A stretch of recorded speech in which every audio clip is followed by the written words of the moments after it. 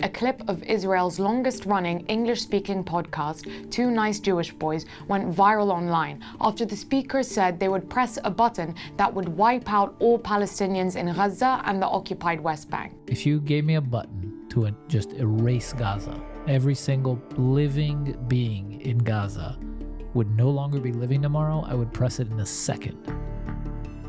It's just, I think most Israelis if that's the choice, yeah. Yeah. People online compared it to Radio Rwanda, referring to the Rwandan genocide in 1994. Certainly, a lot of what they've said on the podcast is chilling. They called to conquer all of the Palestinian territories and Lebanon before some shitty Muslim goat-fucking people attack them first. They called for the government to stop all aid efforts because nobody gives a shit if a baby in Gaza gets polio, and instead to blow them to the Stone Age. They even suggested screening live footage of Gaza for entertainment because it makes it better to go out to concerts knowing that Palestinians are homeless, sitting in Nakba tents. Despite online criticism, they insist their views are mainstream in Israeli society, and on that, they may have a point. The podcast has been promoted in the Times of Israel, has had guest stars from the former ambassador to the US, to the creator of the Netflix series Fauda, to popular producers and journalists.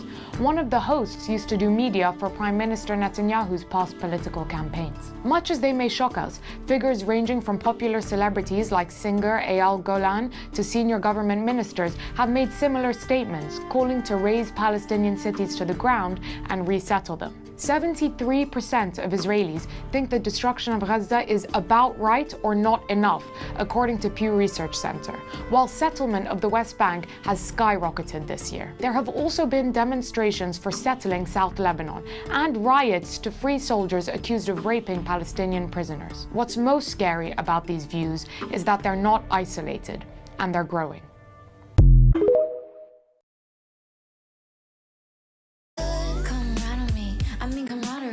Said you're not in my time zone, but you wanna be.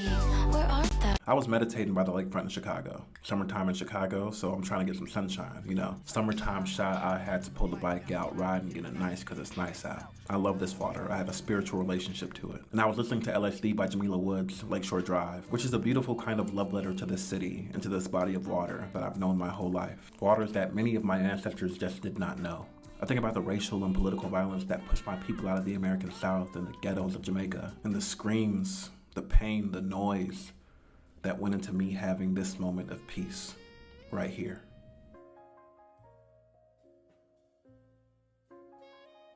Yeah, I'm happy for all of you all that's doing well. You know what I'm saying? That's all I ever want for my grandkids, to be comfortable and be living well. All right? Love you. Talk to you tomorrow. Bye-bye. This meditation was disrupted by fighter jets ripping through the air, leaving condensation trails in the sky like sharp clouds. They leave, and it's still for a moment, but they come back, practicing to entertain the people, a viewing attended by hundreds of thousands who want to see what their tax dollars are getting spent on, maybe. There are elderly men at this beachfront with hats that say U.S. Marine or Navy. Some people are out on their runs or at the beach with their families. I saw children look up at the sky at these planes and wonder, and I wondered, when or if these kids will come to know that these machines were made to hurt people, like real bad.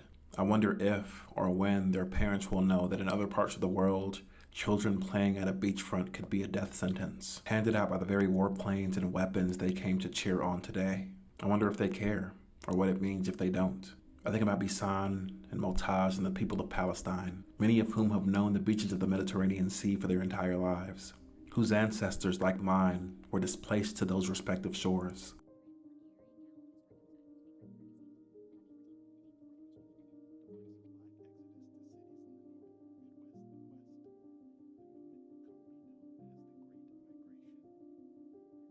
I see the fighter jets ripping through the sky in Chicago and wonder if people care that planes just like these just bombed a school again. Love and liberation to you all, and free the land, free the people. The women all have one line with me, which so happens to be, "You look like a fairy, let's go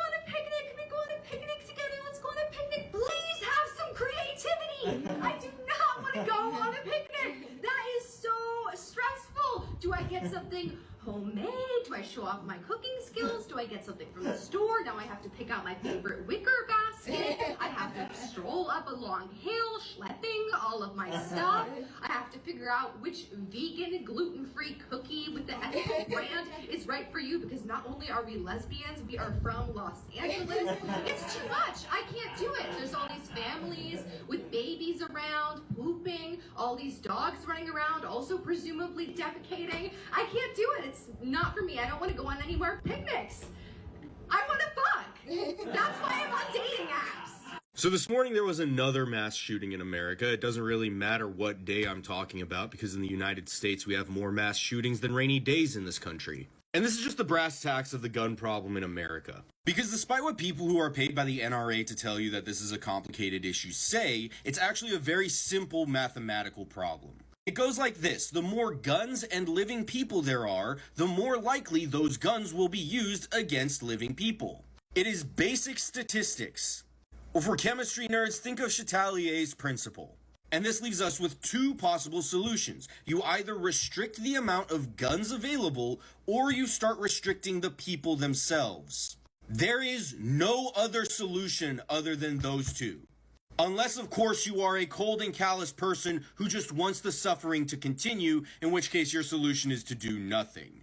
And I'm sorry, I'm not a big proponent of regulating people. I would prefer to regulate the toys. Your inalienable right to freedom also comes with a degree of responsibility. And sometimes that responsibility comes in the form of giving up your access to murder machines. You're not gonna fight the government. Most of you aren't even brave enough to put your faces online. If you want revolution so badly, investing in your local community will go infinitely further than investing in violence, but that would require you to also address and confront your antisocial behaviors. I'm tired of living in a country where children have to live in daily fear, also that a few middle-aged men who watched one too many John Wick movies can cosplay a revolutionary. This week, we witnessed maybe the rarest thing on television: Fox News covering its ass live on air. Here's the story. On Monday, Jesse Waters said something disgusting about Vice President Kamala Harris. It's hard to properly summarize, so here's the clip. She's going to get paralyzed in the Situation Room while the generals have their way with her.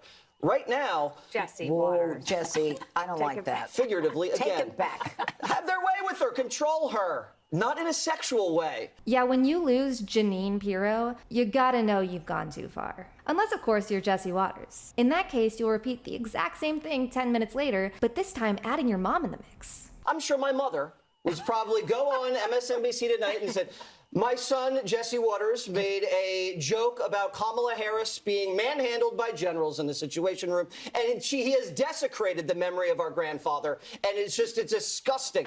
I could see my mom doing that. Very normal stuff. Now, this type of language is no surprise. Jesse Waters has a long history of misogyny, especially towards women of color. And this is just another one of his many, many, many weird attacks against Kamala Harris over the last few years. But I was honestly shocked when he corrected himself on air the next day. There's been some attention to comments I made on the show yesterday about VP Harris. People are misconstruing my comments to mean something inappropriate. I wasn't suggesting anything of a sexual nature. I was expressing my opinion that Vice President Harris's current leadership style could be an issue if elected. This, of course, means nothing to Jesse Waters because, as you can see, his smirk belongs to a smug asshole who really thought he got away with something. But it is significant because Fox News isn't big on apologies, clarifications, or, God forbid, corrections. Yeah, it turns out Fox News has a red line. This racism and misogyny against Kamala Harris has just gone on too long. You can't talk about the Vice President of the United States this way. You can't degrade and sexualize someone who might be the next leader of the free world. It's unacceptable, and Fox News will not stand for it. Yeah, I'm totally kidding. Just 3 hours later, Jesse Waters was back at it, good as new. She gets all sassy with it. Are you going to gamble our country away on a frightened woman too insecure to tell us who she is? Play the victim. I think that's the moment they're looking for. Yeah, be victimized. Now, none of us should be surprised that Fox News is cool with this language or would immediately violate its own self-imposed boundaries. But as someone who watches Fox News for a living, I do wonder how long this can go on. Obviously, Waters' comments were bad enough that Fox decided he needed to distance himself from them on air. But as the lies and the rhetoric and the stakes escalate, how much longer can this patchwork of pseudo-apologies last? Just last year, Fox News had to pay more than $787 million to Dominion Voting Systems after Fox hosts spread lies about the company post-2020 election. But the way Fox News hosts still get away with so much, not just the bigotry, but the outright lies, is baffling. How much remaining credibility are you willing to risk just so Jesse Waters can share his horny thoughts on national television? How much longer until he or one of your other loose cannon hosts says something that costs you another 800 mil? And sure, you can say that's just Fox News, but the fact that they're willing to correct Jesse just a day later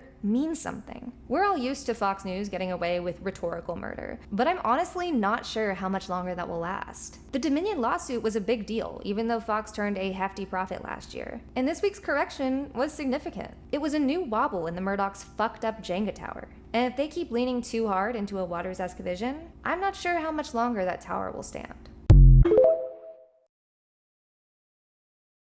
Group that people don't talk about enough in regards to Project 2025 are workers, which is so crazy because it's like, we're work! It's like, I really ain't want to talk about it, but I will. The only reason I hesitate is because there's already so many videos talking about what it is, how it affects us, how it's dangerous. I'm gonna try to pack in as much nuance as possible in this video. So first, it's not new. Matter of fact, the physical project itself was a thing over 2 years ago. I know for a fact I've seen it. But besides from that, we've witnessed the actualization of the agenda that's being expressed already for the past decade. The attack on black and brown lives, immigration, climate change, women's rights, this is like almost already a reality in places like Texas and Florida. But that's not to say this isn't still something of considerable concern, because obviously a Republican president, House and Senate would expedite that process, right? I think it's important for people to realize that this seemingly sudden shift towards far-right fascism isn't as abrupt as it seems. It appears so because it's all written down in one place and it feels more tangible that way. With all that being said, though, there are some things in Project 2025 that, if enacted, would genuinely cause a noticeable difference, especially for everyday people, which is the effect on workers, which I don't know why we don't talk about workers' rights enough, because the majority of us are working people. Page 82 bans unions for public service workers. Page 603 allows bosses to eliminate unions mid-contract. 592 allows companies to stop paying overtime. 605 allows states to opt out of federal minimum wage and overtime laws. That stuff right there passes quickly, it's swept under the rug, and affects you and me. White people have never forgiven Haiti for becoming free. The reason why it's so easy to attack Haiti, the reason why it's so easy for people to make up these crazy lies about Haitians, which, as many of you have seen, other fellow immigrant communities have found absolutely ridiculous and laughable in their own ways, is because Haiti was one of the biggest catalysts for fighting for liberation, for ending slavery, for abolition.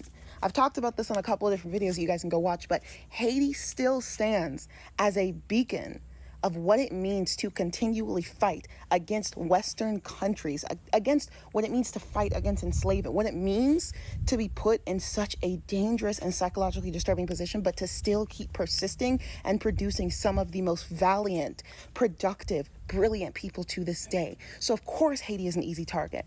Of course, Haiti is something that they want to bring down. Of course, they want to call Haitians dirty because they want you to believe that the fierceness that Haitians have had to use to protect themselves is savagery. They want you to believe that savagery looks like stopping somebody from colonizing you. They want you to believe that savagery is what happens whenever you don't allow for white people, whiteness, colonialism to overtake you. That is why they're attacking Haiti. It's not because Haitians are bad. It's not because Haitians are actually eating dogs, because let's be honest, we all know who would actually be eating the cats and the dogs, because the GOP has had plenty of their own folks come out as just casually murdering their own animals and there's been no outrage.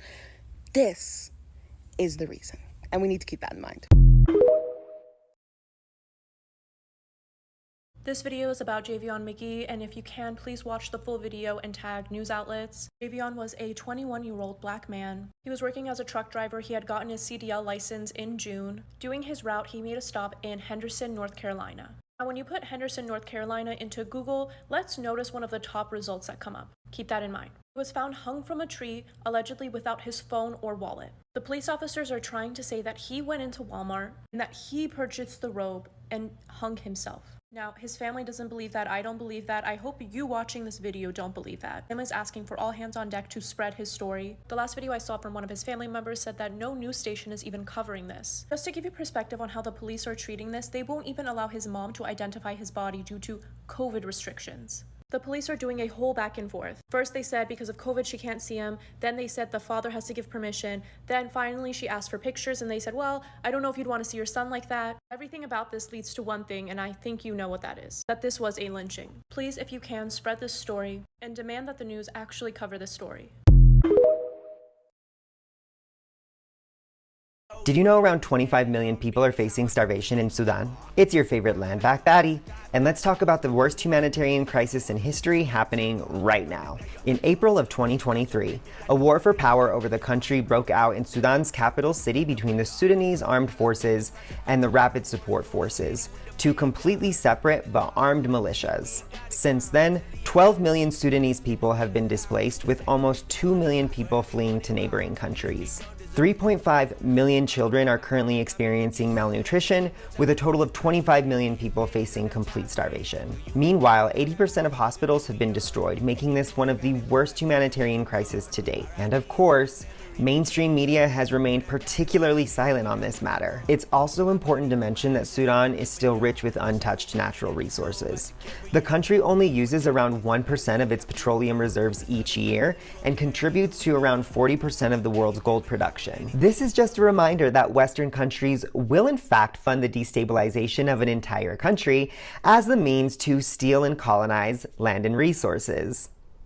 Don't forget to write your local congressman and demand a free Sudan. We need all eyes on Sudan. Uh-oh, do you not know what the word socialism means? That's okay, someone sent you this video to help you out. Socialism is when workers own the factory they work in. I'm gonna use factories in this example, but for industries that don't use factories, like in a restaurant, socialism is when workers own their means of production. So the chefs would own the kitchen. Now imagine an iPhone factory. It's probably located somewhere in the world where Apple doesn't have to pay very high wages. The factory definitely isn't owned by the workers. It's not publicly owned either. It's privately owned. It's owned by some rich guys who own it in order to get richer. It's the capitalist goal to pay their workers as little as possible. That way, they can make as much profits as possible. And it's not because they're bad people. It's actually their duty to you. You're the consumer, and you'll choose the product that has the lowest price. If a capitalist decides to be a good person and pay their workers fair wages, it won't last long, because eventually a competing company will come along who doesn't really care about that stuff, and here we are back at square one. That's why capitalism is really a race to the bottom. Sure, my iPhone might have some value, but what about the value of treating your workers right? What about the value of not polluting our earth? When I go to buy a product, it shouldn't be up to me as an individual to value other people's lives. That's why when people control production under socialism, we can set those values. We can say, hey, chemical plant, no more dumping in the river for you. Pollution affects future generations, and future generations are not our competition. But when things are privately owned for profit, everyone's your competition. You probably noticed that this isn't an iPhone. This is a Huawei phone. Huawei is a worker-owned company that the United States government has banned from selling products in the United States because they actually compete with Apple everywhere else in the world, and a lot of our politicians own stocks in Apple. Go figure. Capitalists like the United States government have a thorough history of trying to destroy socialism across the world. You probably never even heard of the worker-owned rideshare app here in New York City that was giving Uber and Lyft a run for their money. That's because Lyft just bought it and destroyed it. Socialists have learned that workers simply owning their own factories can't actually happen without a huge defense in place. Now that's where things get tricky. This is where the notorious authoritarianism of socialism comes from. If you study Latin American history, you will see how brutal, undemocratic, and terroristic the United States has been to places that tried to go even a little bit to the left. And every time a socialist state actually defends itself, then we blame them for being too defensive. Like, just let us infiltrate a little bit.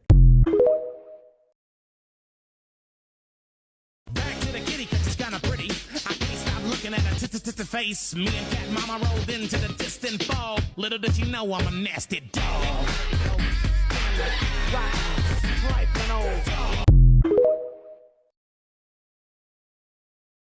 Gays over 5'10" are a part of the LGBTQIA+, and gays under 5'5" are a part of the LGBTQIA-.